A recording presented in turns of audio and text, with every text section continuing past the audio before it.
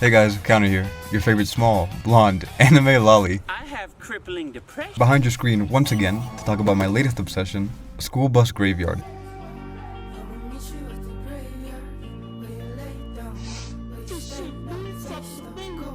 This shit has altered my brain chemistry, and as I've stated before, I'm physically incapable of talking about anything except fighting. And I'm also scared of job applications.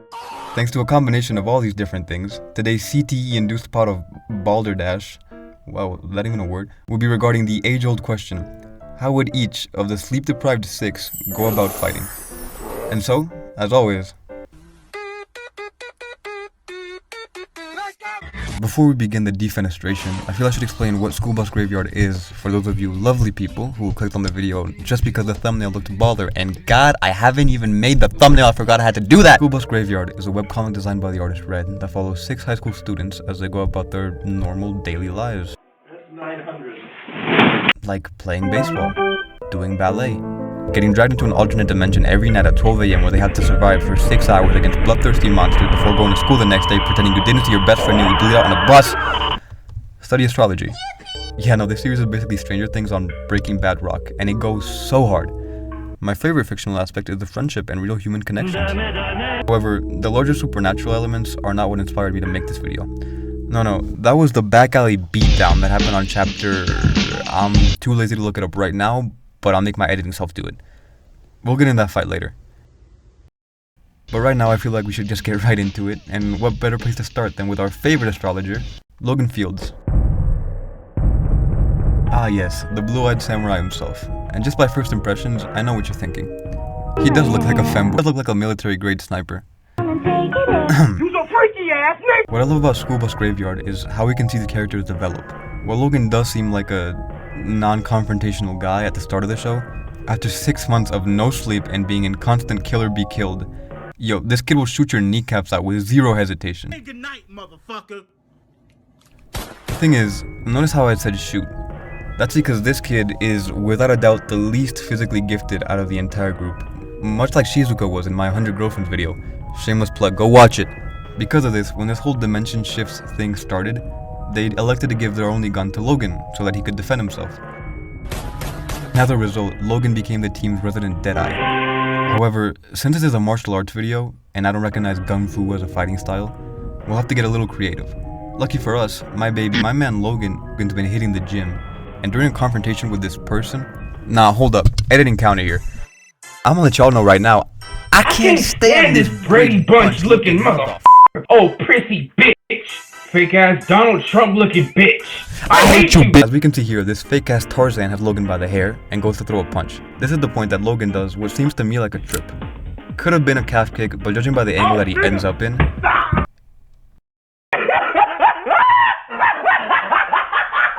payback's a motherfucker, ain't it? Nigga. It looks to me like a judo trip, likely a Dashi Harai. It also could have been a Kasodagari, but it makes more sense for it to be the former, considering that he would have only just started training by this point, which means that he would likely only know the very, very basic ones. And sadly, that's pretty much all we have. The only scenes with Logan in this whole confrontation are that takedown and... No. There's no way. Una galleta Diablo. Hey, this man is invited to a cookout or a carne asada or something. I recognize that form. That's not a white person slap. That's what happens when you don't take the chicken out the freezer. God damn. Anyway, we have scenes covering a strike and a takedown. And so, which one should we go off? Well, based on everything we know about Logan, I'm going for the takedown. I think the fact that he's the only one here that threw a slap is evidence enough. Based on his mentality and physical attributes, I think grappling suits him better than striking. Furthermore, I would say that Logan Fields is a judoka. Why do I say this? Well, A, his physical attributes, small and limber, that along with his intelligence, makes it more likely in my mind that he would try to outsmart and outmaneuver his opponents with judo, rather than to try and blast through them with pure strength, like wrestling. Even though yes, I know that wrestling takes a lot of intelligence, don't get on me. Also, incorporating judo as a close-range option with his long arm is pretty cool to think about. And so basically, Logan, judo, thank you. Clap, clap, clap. To continue this list in alphabetical order, the next up in the ring is Ashlyn Banner, our main character slash leader slash balletist, baller.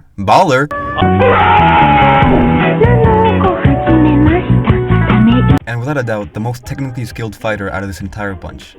Thanks to her many years in ballet, her coordination and balance is incredible, allowing her to throw all the most complex kicks we see in this series.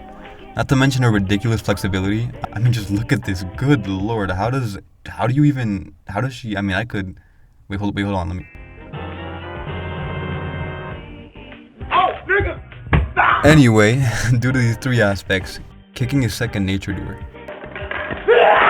And that's why my picks for Ashland's martial arts style has got to be Taekwondo.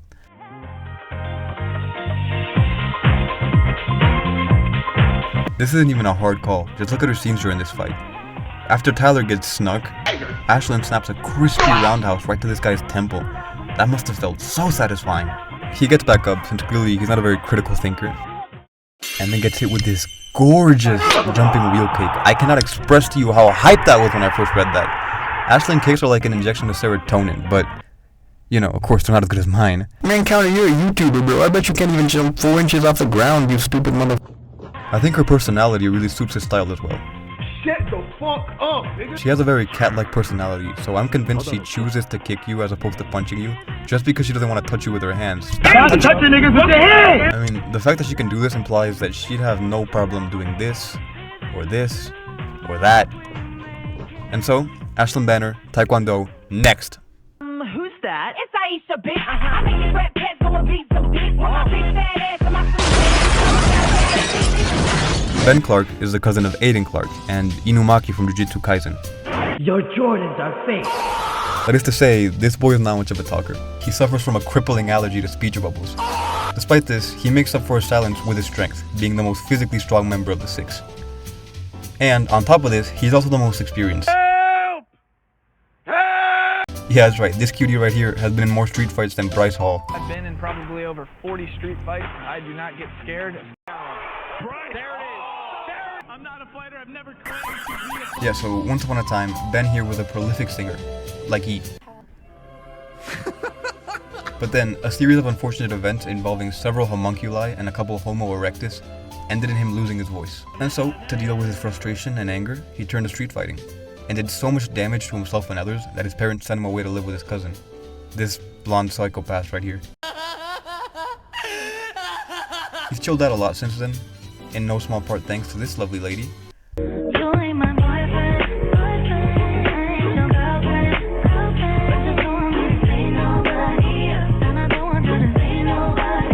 But Ben can absolutely still throw down. And so, the question is, how exactly would he throw down? Well, we can start by narrowing down his options, and in my opinion, and everything we know about him physically, I doubt kicking would be a very reliable option for him. He's slim and tall, really tall, which means his range for kicks would be pretty good. However, he doesn't have a lot of flexibility from what I can tell, and despite being the character with the most fight scenes, we've yet to see him throw a single shoot. More so than the physical aspect, I think his lack of legs has a lot to do with his personality. This guy is as sweet as they come, but he definitely has some dark impulses, and some trauma with bullies that he has yet to work out. When they first saw Logan getting bullied, he was the first one to want problems, and when it happened again, he was the first to put teeth to pavement. I'm dying. Look, I really like Ben, so I'm saying this as respectfully as possible. In a fight, he lacks the finesse that some of the other kids have, mainly Ashland. Ben and Logan are on completely opposite ends of the scale when it comes to fighting ability, but I also think Ben and Ashland are on different ends of the scale, but in terms of fighting style. Because of all these reasons, I believe Ben would be a boxer.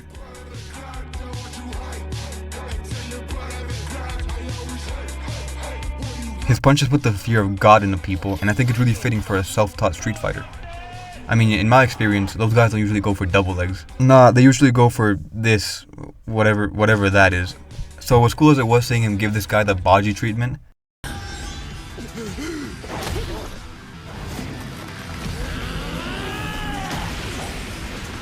and yes, I know that isn't Baji, but I forgot his name and I'm too lazy to look it up right now, so I'll just make my editing self do it again.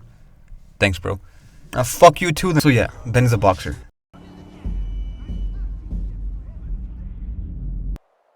Now, moving on from the nicest guy in the series to the biggest, not that, Tyler Hernandez. We're going to keep this one short and sweet.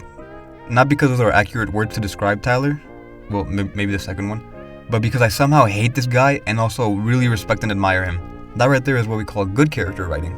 Tyler Hernandez is a twin brother to Taylor Hernandez, and that is what he cares about most.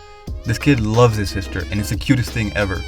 Despite them being twins, he's very much her older brother, and he's always there for her, which is really sweet. Until you realize he practically hates everybody else. He blames Ashlyn for getting them stuck in this mess, as if your average 16-year-old girl can just predict people getting dragged into alternate dimensions out of nowhere, and constantly bickers with her despite her having military parents, the coolest head, and the best critical thinking skills in every scenario. He's cold to Ben, flat out despises Aiden, and Logan... Well, Logan's kind of a touchy subject, so we're moving on. He never smiles, never praises anyone, and never contributes anything to the team except constant criticism. And you totally get it. After the twins' dad passed away, their mom went into catatonic and eventually flat out blocked the image from her mind. So she lives constantly believing that her husband isn't dead, just always about to come home from work. Because of that, Tyler started taking care of everything. He spent his whole childhood taking care of his sister, and that's why he's the way he is. He's a jerk, but he kinda had to be. It was the only way to get by. We were talking about fistfights, right? Yeah. This one's actually pretty hard to nail down. He's an athlete, which means his hand-eye coordination and reflexes are higher than anyone else here. Except for that, he took it like a champ though. Sneaky. I can assume that he'd have an easier time using his legs than Ben, because of his more agile and athletic body. He can't kick as good as Ashlyn or me, but he can definitely kick. And so, combining the boxing we see during this fight, factoring in the kicking potential and ignoring this crispy elbow, we are left with kickboxing. For those of you who don't know, here's a quick visual representation. Thank you. Now for the poster child of abandonment issue.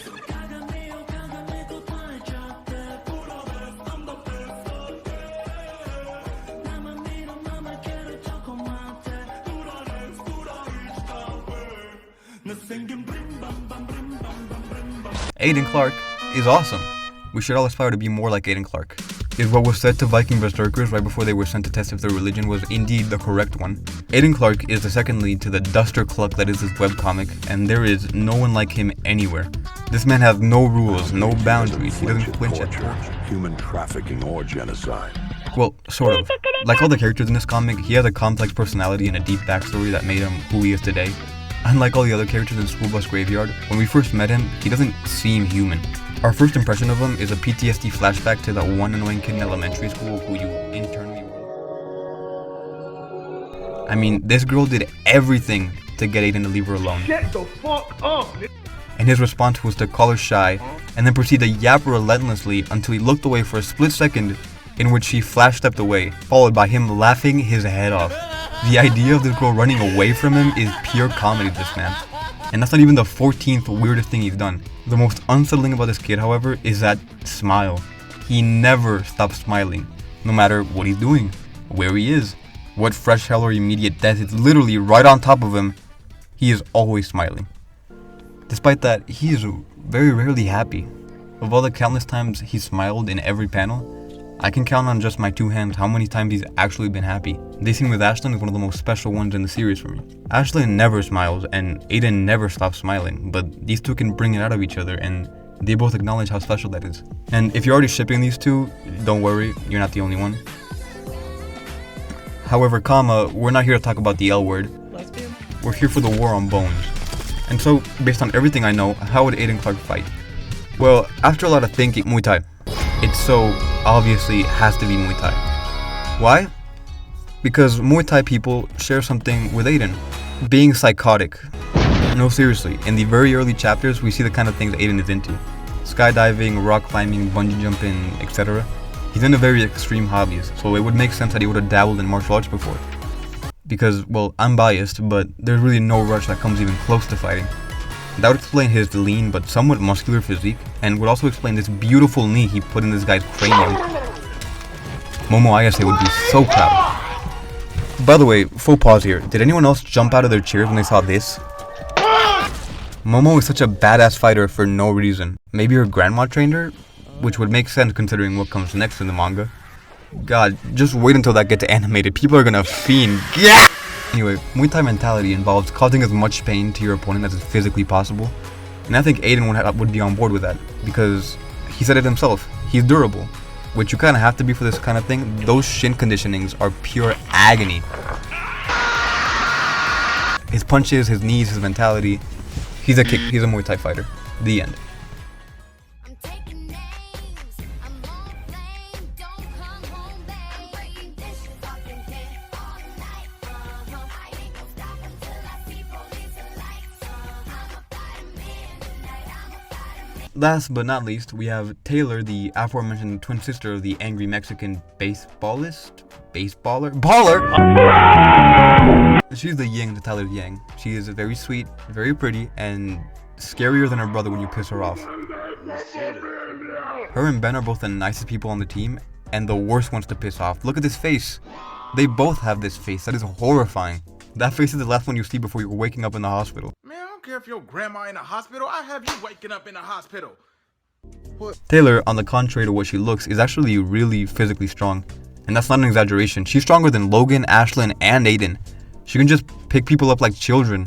And there's actually an explanation for this. Taylor Hernandez is an incredibly adept mechanic, which leads me to believe that she canonically has sandpaper hands like a 37-year-old construction worker from Georgia. I do this shit for a living. You got soft hands. You got soft hands. I find that hilarious. You know what I don't find hilarious? How there's not a single scene of her working on a Ford F-150 in this entire series. Why? We have plenty of scenes of Ashlyn doing ballet. Let me see her put a car together faster than Dom Toretto. But I digress. How would Taylor disassemble someone's atoms? Well, in this fight, we can see Taylor throw just a couple basic punches. However, I still believe that Taylor would fight using combat sambo. This is a bit of a deep cut for those of you who don't spend your free time getting plastic surgery via blunt force. So I will enlighten. Combat sambo is a mainly Russian martial art that involves many different styles of martial arts, and while kicking and punching are allowed, the main focus of the style is grappling. Takedowns are the main technique taught, and allowing punches and kicks are more used to teach how to counter both and force the takedown. I think this style is perfect because it allows Taylor to work with both aspects of her personality. Much like Logan's African father impression, Taylor's beatdown of this poor simian is out of character for her. She points this out herself. Under normal circumstances, her response to a fight would be to use her strength to take someone down and hold them there, which Sambo allows her to do. And in the scenario that she presses L3 and R3, Combat Sambo would allow her to punch someone from a 1 out of 10 to a 10 out of 10, handsome Squidward style. And so, our final piece of the puzzle, Taylor Hernandez would fight using Combat Sambo. Thank you very much.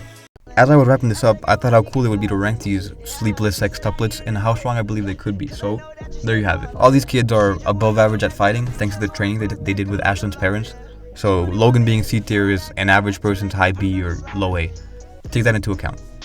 But yeah, that's the video. Hope you enjoyed it. School Bus Graveyard is one of the coolest webtoons I've ever seen, and I hope I convinced you to give it a try sometime.